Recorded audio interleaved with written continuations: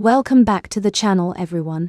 If you love captivating stories about men transforming into women in unique and fascinating ways, then be sure to subscribe and give this video a thumbs up. Now, let's jump right into today's tale. Alex was a man of science, skeptical, rational, and deeply suspicious of anything that sparkled without a logical explanation. His doctorate in biochemistry had taught him that most magic was just chemistry misunderstood by the gullible. So when his friends dragged him into Esme's enchanted lounge, promising the wildest drinks in town, he rolled his eyes so hard he nearly strained something. "Come on, Alex," teased Megan, his lab colleague who'd been trying to get him out of his comfort zone for months. "One night of mystery won't kill that big brain of yours." "I give this place 10 minutes before I'm ordering a regular scotch," Alex muttered, adjusting his glasses and scanning the dimly lit bar with its velvet curtains and constellation-patterned ceiling. Crystal balls served as light fixtures, casting prismatic patterns across the mahogany bar top. Jason, his roommate, clapped him on the shoulder. "Dude, you've been cooped up in that lab for weeks. Live a little. This place has got a reputation for experiences." "That's precisely what worries me," Alex replied, eyeing a woman at the bar who appeared to have pointed ears. "Prosthetics," he assured himself, "just good cosplay." The trio approached the bar, and Alex found himself face to face with the proprietress herself. Esme, according to the ornate name tag pinned to her plunging neckline, was a vision in midnight blue velvet, her silver hair cascading in impossible waves that seemed to capture and reflect light from sources he couldn't identify. A delicate silver chain around her neck held what appeared to be a small vial of something pearlescent. "First-timers," she observed, her voice rich like aged whiskey. Her eyes, were they really violet or just colored contacts, fixed on Alex with amusement. "Especially you, darling. I can practically smell the disbelief." Alex felt his cheeks warm. "I have a healthy skepticism about establishments that charge $20 for drinks with names like Fairy's Bathwater." Esme threw back her head and laughed, the sound like wind chimes in a summer breeze. "Oh, I do love the scientific types. You're all so adorably certain until you're not." She leaned forward, giving Alex an impressive view of cleavage that made his mouth suddenly dry. "What's your poison, handsome?" Megan nudged him. "Get something exciting, not your usual boring gin and tonic." "Fine," Alex said, scanning the ornate menu hovering. No, suspended by thin wires, he corrected himself above the bar. "I'll have whatever your most ridiculous concoction is, something with a name that would make a chemist weep." Esme's smile widened, revealing teeth that seemed just a touch too perfect. "The Sorceress's Signature it is, then." Jason whistled low. "Bold choice, my dude. I've heard stories about that one." "What stories?" Alex asked. But Megan and Jason had already wandered off to secure a booth, leaving him alone with Esme, who was mixing his drink with elegant, fluid movements that seemed almost choreographed. "Your friends know what they're doing," she said, measuring something from a bottle with no label. "The signature is transformative." "Let me guess," Alex drawled, leaning against the bar. "It'll change my perspective, or open my mind, or some other new age nonsense that really just means it has an ungodly amount of alcohol." "Something like that," Esme replied, her eyes twinkling as she added a pinch of powder that briefly turned the liquid from blue to pink before settling into a swirling, iridescent purple. "Though I should warn you, my drinks tend to take people at their word." "What's that supposed to mean?" "It means, darling," she said, pouring the mixture into a tall glass that seemed to frost over instantly, "that sometimes what we claim we want to prove is actually what we secretly wish to experience." She slid the glass toward him, fog curling over its rim like ghostly fingers. 7 drops of moonlight, 3 whispers of desire, and a generous splash of be careful what you wish for. Alex snorted. "I'm pretty sure those aren't FDA-approved ingredients." "The FDA doesn't regulate magic, sweetheart." Esme leaned in, her perfume enveloping him in notes of jasmine and something wilder he couldn't identify. She purred, "Sip slow, darling. Some changes are best savored." "Changes, right," Alex grinned, eyes meeting hers in challenge. He took a defiant gulp, expecting the burn of alcohol and perhaps some exotic fruit flavor. What he got instead was a sensation like drinking liquid starlight, cool yet warming, fizzing not on his tongue but somewhere behind his eyes. It tasted of blackberries and thunder, of secrets whispered under covers, of questions he'd never dared to ask. Impressive chemistry, he managed, setting the glass down. Some kind of reaction with the taste buds, I assume. Maybe a mild hallucinogen? He waited for the punchline, for Esme to explain the trick. Instead, she simply wiped the bar top with a cloth that seemed to absorb more spills than its size should allow. The reaction's just beginning, Alex. How did you know he started, but his question dissolved into a sudden gasp. It started subtly, a shiver sliding up his spine as if he dunked his feet in champagne. The sensation was both foreign and oddly familiar, like remembering a dream upon waking. His toes curled, arches lifting, shoes suddenly loose. A tingling warmth spread across his feet as if they were being massaged by invisible hands, bones shifting with a pleasant ache.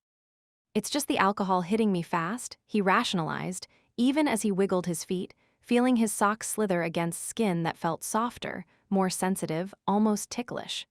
His feet seemed to narrow, his arches higher, as if preparing for shoes he didn't own. "What the hell did you put in this?" he asked, voice catching as the sensation intensified. Esme merely smiled, just a little truth serum in a manner of speaking. The fizz swept up his calves, muscles melting like ice cream in the sun, legs lengthening and reshaping beneath his jeans. The denim suddenly felt abrasive against newly sensitive skin. His calves contracted, becoming more defined yet somehow slimmer, the shape changing from utilitarian to something more aesthetically sculpted. "There's something," Alex swallowed hard, scientific vocabulary failing him as his thighs began to tingle. "This isn't possible." "And yet, here we are," Esme replied, casually mixing another drink for a patron who seemed to have feathers instead of hair. "You might want to find your friends. First-timers do better with moral support."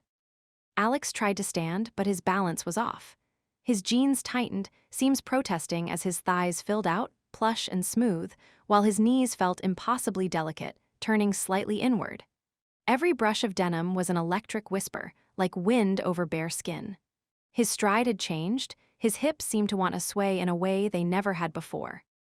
This can't be happening, he thought frantically, even as he felt his glutes reshape, becoming rounder, more pronounced. The back of his jeans now hugged curves that hadn't existed 5 minutes ago. He spotted Megan and Jason watching him from their booth, expressions caught between concern and barely suppressed amusement. "You okay there, Alex?" Jason called, raising an eyebrow. "You're walking funny." "I think," Alex said carefully, his voice sounding strange in his own ears, "that our bartender drugged me." Megan snorted. "It's not drugs, you idiot, it's the signature. Jason's cousin Jake had it last month, spent the weekend as Janet." "What?" Alex nearly stumbled, catching himself on the edge of their table. A warmth gathered at his hips, spreading with a gentle, insistent pressure. His pelvis widened, bones rearranging with a pop and stretch that was oddly satisfying, like cracking a stubborn knuckle. The sensation traveled inward, reshaping him from the inside out. His waist drew in, torso compressing, every breath coming easier, but every inhale now brushing against a brand new, tingling awareness. "Oh God," he gasped, clutching the table. This is biologically impossible. Skeletal restructuring can't happen in minutes. Tissue doesn't just." "And yet," Jason gestured vaguely at Alex's increasingly hourglass silhouette, "here we are. Dude, you're getting hot." "Not helpful," Alex hissed, though his voice was now several notes higher than before. Suddenly, his chest pulsed, 2 points of heat blossoming and swelling beneath his shirt, sending sharp, dizzying jolts through nerves he never knew existed. The sensation was neither pain nor pleasure, but something bewilderingly in between, a pressure building and expanding with each heartbeat. "Oh," he let out a breathless laugh, voice pitching up even further, hands flying to cup the new weight now tugging at his center of gravity. His palms brushed over skin so sensitive it sent shivers everywhere, and he jerked his hands away as if burned. There, I'm growing." "Breasts," Megan supplied helpfully. "Pretty nice ones from the looks of it, your button-down's having a crisis." She wasn't wrong. The Oxford shirt that had fit him perfectly that morning now strained across his newly forming chest, the buttons threatening to pop. Beneath the cotton, he could feel his nipples hardening into sensitive peaks, sending jolts of sensation through his transforming body with every slight movement. "This defies everything I know about physiology," Alex whispered, scientific fascination temporarily overriding panic. "Cellular reorganization on this scale should be excruciating, but it feels." "Good," Jason suggested with a smirk. "Different," Alex corrected, though he couldn't deny a strange euphoria was coursing through him alongside the shock. His arms slimmed next, biceps softening into gentle curves while maintaining tone. His shoulders narrowed and rounded, the masculine breadth melting away. His hands shrank before his eyes, fingers tapering into graceful, elegant lines. He watched, mesmerized, as his nails lengthened into glossy, perfect ovals, as if he'd just left a manicurist. "Your hair," Megan breathed, pointing. Alex felt it then, a pleasant warmth across his scalp as his short brown hair began to grow, cascading past his ears in thickening waves. The color deepened to a rich chestnut with hints of auburn, catching the light as it tumbled down to brush his newly narrowed shoulders. It felt impossibly soft, each strand seeming to carry more sensitivity than his entire head of hair had before. The transformations reached his face, a wave of sensation that felt like warm honey being poured over his features. His jaw narrowed and softened, cheekbones rising to create elegant hollows beneath. His nose refined itself, becoming slightly smaller, with a delicate upturn at the end.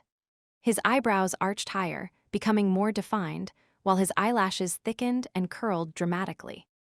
Most distracting of all was the sensation in his lips, a plumping, tingling fullness that made him instinctively run his tongue across them. They felt pillowy and sensitive, as if perpetually just kissed. "Holy metamorphosis, Batman," Jason whispered, eyes wide. "Alex, you're a total babe." The final, most intimate shift was a spiraling, twisting heat at his core, a delicate, dizzying flutter that left him gasping and squeezed his thighs together. The world felt new. Every motion, every shift in his seat, every brush of fabric a revelation of sensation. What had been was now gone, replaced by an emptiness that somehow felt like fullness, a new center of gravity that pulled his awareness downward in the most distracting way. Alex blinked, suddenly aware of how much more vibrant colors seemed, how scents were more complex, how the music in the bar resonated differently in his altered body. He turned toward the bar's mirrored wall and froze. A woman with mischievous eyes, his eyes, but larger, framed by thick lashes, wild chestnut hair, and a curve-hugging silhouette looked back. His lips, were parted in shock and fascination, full and naturally rose-tinted. The clothes that had fit him properly now hung oddly in some places while straining tightly in others. He began, his voice now a melodic alto. "Gorgeous," Megan finished, looking impressed despite herself. "Damn, who knew you were hiding all that potential under your lab coat?" Alex watched his new reflection raise a hand to her throat in wonder. "This isn't possible," she whispered, but the evidence was irrefutable, reflected in high definition from the mirror and in the stunned expressions of everyone nearby. Esme reappeared, sliding an extra napkin across the bar. "Well, darling, how's the house special treating you?" Alex, now Alexandra or perhaps Alexa, gave a shaky, delighted laugh that surprised even herself. The sound was musical, almost bell-like. "I think I'm going to need another round," she said, surprising herself with the admission. "And maybe a lesson in walking in heels. These hips seem built for them, but I have a feeling coordination is going to be an issue." "Adaptation comes quicker than you'd think," Esme replied, her eyes twinkling with ancient mischief. "Your body knows more than your mind does right now." Jason raised his glass in a toast. To science being proven wrong in the most spectacular way possible. "To new perspectives," Megan added, clinking her glass against his. Alexa shook her head, sending her new luxurious locks swaying in a way that felt strangely satisfying. "This is temporary, right?" she asked Esme, though without the panic she might have expected. "Some kind of hallucinogenic mass delusion." "That depends," Esme said enigmatically. "On what?" Esme winked. "Careful, sweetheart. The night's still young and magic is always thirsty for a good story." She leaned in closer, her voice dropping to a silky whisper. Besides, how sure are you that you want to change back immediately? Don't you want to know what it's like on the other side? Alexa felt a flush spread across her cheeks, her new body responding to thoughts she wasn't quite ready to articulate. She took another sip of her drink, her senses buzzing, the air electric against her skin, every new curve a promise of adventure yet to come. One night, she decided, testing the weight of her new voice. For research purposes. Of course, Esme agreed with a knowing smile. For science. The bartender slid a small mirror across the counter. You might want this. First impressions only happen once. Alexa lifted the ornate hand mirror, studying her new face with scientific curiosity that quickly gave way to fascination. Her features weren't just feminine, they were striking. High cheekbones that caught the light, a delicate nose with a slight upward tilt, and eyes that seemed larger, more expressive, framed by lashes that could probably generate a breeze if she blinked too quickly. I look like me, but not me, she murmured, tilting her head to examine different angles. Like my female cousin if I had one. The signature doesn't create something new, Esme explained, mixing another drink with practiced ease. It reveals another version of what's already there, your essence just rearranged. Jason appeared at her elbow, grinning widely. So, what should we call you? Alexandra, Lexi, or are you sticking with Alex? Alexa works, she replied, setting down the mirror. Though I draw the line at anyone asking me to play music or check the weather. Megan snorted. Your sense of humor survived the transformation intact, I see. Not everything changed, Alexa said, then immediately contradicted herself by shifting in her seat and gasping softly as new sensations rippled through her. Though the, hardware modifications are significant. Understatement of the century, Jason said, eyes drifting momentarily to Alexa's chest before he caught himself and looked away, cheeks reddening. My eyes are up here, roomy, Alexa quipped, surprised at how natural the teasing felt. And don't think I didn't notice you checking out my ass earlier. I'm going to remember that when I'm back to normal. If you go back to normal, Megan said, sipping her own colorful concoction. Jake's cousin chose to stay Janet, you know. That's ridiculous, Alexa said, though a curious tingle at the base of her spine suggested her body might disagree. I have a career and identity. And now you have fantastic tits, Jason interrupted, earning a slap on the arm from Megan. What? I'm just saying what we're all thinking. Alexa rolled her eyes, but couldn't help a small, pleased smile. We need to address the immediate issue. These clothes are all wrong now.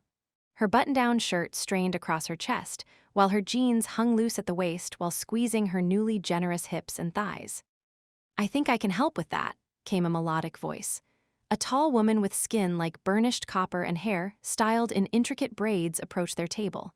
Her name tag read, Zephyr Wardrobe Enchantress. Wardrobe Enchantress, Alexa raised a skeptical eyebrow. Is that like a magical personal shopper? Zephyr's laugh was like wind chimes. Something like that. Esme called me over. First-timers usually need a clothing adjustment. She circled Alexa, eyes scanning with professional assessment. Stand up, honey. Let me see what we're working with. Feeling oddly self-conscious, Alexa complied, rising somewhat unsteadily to her feet. Her center of gravity had shifted dramatically, and her hips seemed to have their own agenda, swaying slightly even when she tried to stand still. Esme outdid herself with you, Zephyr murmured appreciatively. You've got curves that would make a roller coaster jealous. She pulled a measuring tape from her pocket, a tape that seemed to shimmer and change colors as it unspooled. Arms out, please. The measuring tape floated from Zephyr's hands, wrapping itself around various parts of Alexa's new body: bust, waist, hips, inseam, while Zephyr muttered numbers under her breath. Is this really necess? Alexa's protest died as the tape measure wrapped around her upper thigh, sending a shiver through her entire body. Every touch felt magnified, her skin hypersensitive to the gentlest contact. Very necessary, Zephyr replied with a knowing smirk. Unless you want to walk around with your shirt buttons popping off like champagne corks. Fair point, Alexa conceded, trying to ignore how her nipples had hardened beneath her shirt, visible evidence of her body's heightened responsiveness. Zephyr snapped her fingers, and the measuring tape recoiled into her palm. "Follow me to the dressing room. We'll get you sorted." "I'll come too," Megan volunteered, grabbing her purse. "Someone needs to prevent you from dressing like a scientist even in that body." "What's wrong with how I dress?" Alexa protested. "Nothing if you're aiming for tenure-track professor who hasn't been laid this decade," Megan replied. "But tonight calls for something with a bit more celebration." Jason raised his glass. "I'll guard the drinks. Godspeed, ladies." The dressing room turned out to be a circular chamber behind a velvet curtain, with mirrors on all sides and floating orbs of light that adjusted their brightness as they entered. "Now then," Zephyr said, producing a small velvet pouch. She reached inside, her arm disappearing much further than the pouch's size should have allowed, and pulled out a handful of what looked like colorful smoke. "Let's start with the basics." She blew the smoke toward Alexa, where it swirled around her body before solidifying into a set of lacy underwear. A black bra with delicate red piping and matching panties. "Oh," Alexa exclaimed, staring down at herself. Her ill-fitting clothes had vanished, leaving her standing in just the new underwear. The bra supported her new breasts perfectly, lifting them into an entrancing display of cleavage she couldn't help but stare at. The panties hugged her new curves snugly, the silky material a constant, pleasant sensation against skin that had never experienced such fabric before. "Holy shit, Alex," Megan breathed. "You're gorgeous." Alexa turned, catching sight of herself from all angles in the surrounding mirrors. The transformation was complete and undeniable. Where once had stood a somewhat lanky man with a researcher's pallor, now posed a woman with curves that demanded attention, skin glowing with vitality, and a posture that seemed naturally graceful despite her mental disorientation. This is, Alexa found herself at a loss for words, a rarity for someone with her vocabulary. Fascinating seemed too clinical, arousing too revealing. Disorientating, Zephyr suggested kindly. It always is the first time. Your mind knows who you are, but your body is sending all new signals. Exactly, Alexa nodded, relieved to have her experience validated. It's like every nerve ending has been rewired. Things that never registered before are now intense. She ran her hands experimentally along her sides, shivering at the sensation. "And I feel everything so differently." "That's because you are different," Zephyr replied, reaching again into her magical pouch. "Women experience sensation more comprehensively. It's not just about the destination, but the entire journey." She winked at Megan, who nodded in knowing agreement. "Now let's get you properly dressed. For science, of course." Zephyr blew another handful of colorful smoke, which enveloped Alexa again. This time, the smoke solidified into a deep emerald dress that hugged her new figure like a devoted lover. The material was soft yet structured, dipping low enough in front to showcase her cleavage without being overtly revealing, while the hem ended several inches above her knees. "Look at those legs," Megan exclaimed. "Seriously unfair that you get to have them without years of yoga."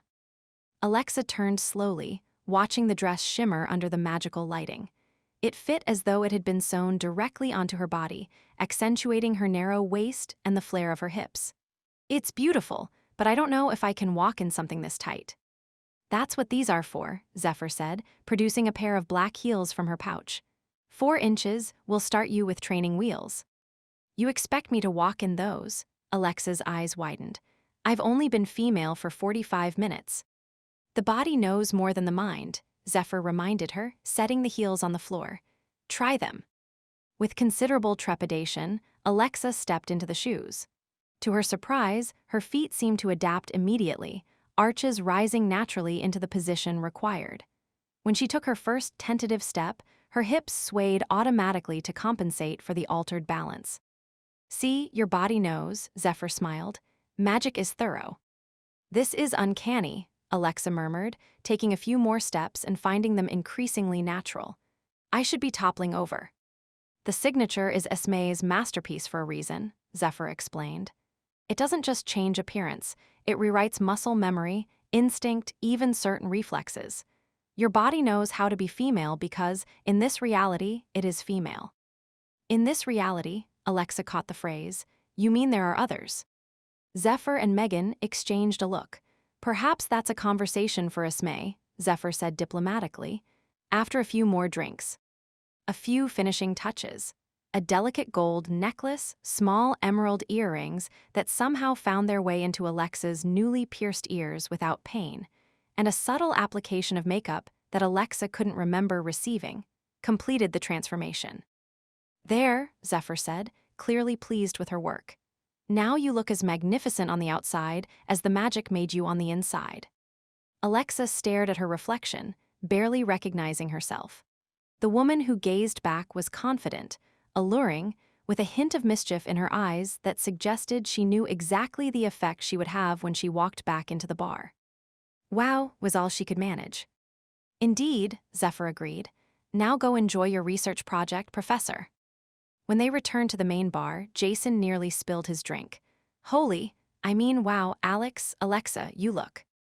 Articulate as ever, Jason, Alexa teased, enjoying his stunned expression perhaps more than she should have. She slid back into the booth with newfound grace, crossing her legs and feeling a rush of pleasure at how natural the motion felt. Is this reaction typical when a woman joins your table? Only when she's transformed from my buddy into a bombshell in under an hour, Jason replied, recovering some of his composure. This is bizarre. You still sound like you, the way you phrase things, your expressions, but everything else is fundamentally altered on a cellular level, Alexa suggested, scientific precision breaking through the glamour. I was going to say hot as hell, but your version works too. Esme appeared with a fresh round of drinks, including another Sorceress's Signature that glowed with subtle iridescence. I thought you might want to explore further, she explained, setting the drink before Alexa. The first transformation opens the door, but each sip can refine the experience. What exactly does that mean? Alexa asked, eyeing the drink with equal parts suspicion and curiosity. It means, Esme said, leaning closer, that while the external changes are complete, your internal experience can still deepen. Sensations, perceptions, awareness. The signature peels back layers like an artichoke, revealing the heart beneath. That sounds either profound or terrifying, Alexa commented, but she found herself reaching for the glass anyway. Often both, Esme acknowledged with a mysterious smile. Most worthwhile experiences are. As Alexa's fingers closed around the glass, she felt a subtle vibration, as if the liquid inside recognized her touch. She lifted it to her lips, hesitated briefly, then took a deliberate sip. This time, the transformation was indeed more subtle, but no less potent. Heat bloomed in her chest, radiating outward through her body like branching lightning. Her senses sharpened dramatically. Suddenly, she could distinguish individual perfumes in the air, hear conversations across the room with perfect clarity, feel the weave of her dress against each inch of skin as distinctly as if it were being traced by a fingertip. Oh, she breathed, eyes widening. That's intense. What is? Jason asked, leaning forward with interest. Everything, Alexa whispered. The music that had been background noise now pulsed through her like a second heartbeat. The lights painted colors she couldn't name across her vision. Even the air against her skin felt like a caress. It's like someone turned the volume up on reality. Megan grinned. Welcome to estrogen, honey. It's a hell of a ride. Is this how you experience the world all the time? Alexa asked, genuinely curious. Not quite this intensely, Megan admitted. But the fundamental difference in perception? Yeah, that's real. Why do you think women notice details men miss?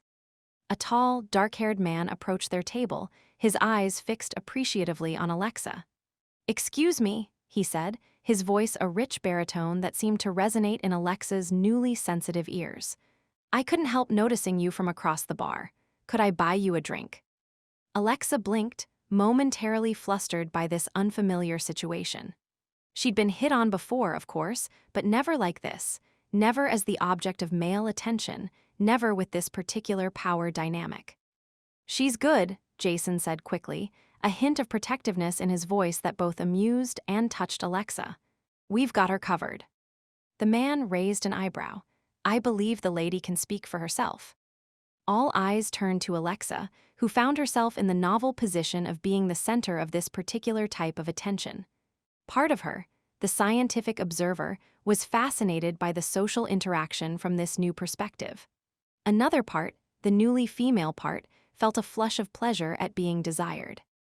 "Thank you for the offer," she heard herself say, her voice sliding into a slightly more melodic register without conscious effort. "But I'm still getting acquainted with my current drink." She raised her glass slightly, the iridescent liquid catching the light. "Perhaps another time." The man's eyes widened slightly at the sight of the signature. "Ah, a first-timer. My apologies for the interruption." He inclined his head respectfully. "Enjoy your evening of discovery." With a knowing smile, he retreated to the bar. "He knew about the drink," Alexa observed, watching him go. "Is this a common occurrence here?" "More common than you'd think," Esme said, reappearing as if summoned by the question. "My establishment caters to those seeking experiences beyond the ordinary. Gender transformation is just one flavor of possibility." "What other flavors are there?" Alexa couldn't help asking, scientific curiosity piqued. Esme's smile was enigmatic. "That depends on what questions you're brave enough to ask, darling. The night is still young, and you've only just begun to explore your new skin." She gestured toward the dance floor, where couples and groups moved in time to music that seemed to shift between recognizable genres and something otherworldly. "Perhaps you'd like to test your new coordination." "Dancing?" Alexa felt a flutter of nervousness. "I was terrible at it as a man. I doubt having breasts improves my rhythm." "You'd be surprised," Megan said, sliding out of the booth and offering her hand. "Come on, Professor. I'll be your guide to feminine movement 101. "I'll come too," Jason volunteered a bit too eagerly. Megan shot him a look. "Down, boy. Let me show her the ropes first before you start panting after your transformed roommate." "I'm not, that's not," Jason spluttered, then sighed in defeat. "Fine, but I get the next dance." As Alexa allowed herself to be led toward the dance floor, she caught sight of their reflection in one of the bar's many mirrors. Two attractive women, one guiding the other into a new world of experience. For a moment, she almost didn't recognize herself, not because of the physical changes, but because of the expression on her face. Open, curious, and undeniably excited about what might happen next. "One night for research," she reminded herself as Megan pulled her into the crowd of dancers. But as the music enveloped her and her body began to move with unexpected fluidity to the rhythm, Alexa couldn't help wondering if one night would be enough to satisfy her suddenly insatiable curiosity. The night, as Esme had pointed out, was still young, and Alexa had a feeling it held revelations she'd never anticipated when she'd walked into the enchanted lounge as Alex just hours before.